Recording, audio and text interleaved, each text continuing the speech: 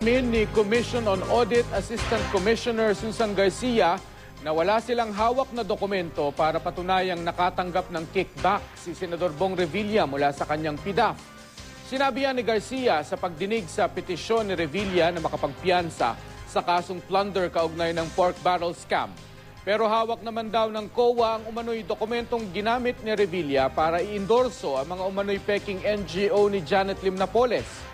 Ayon kay Garcia, hindi dapat nag-i-endorso ang mga senador ng NGO dahil dapat ipabid ang mga ipatutupad na proyekto.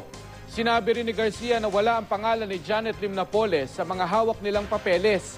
Pero nakapangalan daw ang mga dokumento sa mga whistleblower na sina Benhur Luy at Merlina Sunyas na parehong dating tauhan ni Napoles. Nauna nang sinabi ni Senador Revilla na peke ang sinasabing pirman niya sa mga dokumentong hawak ng COA.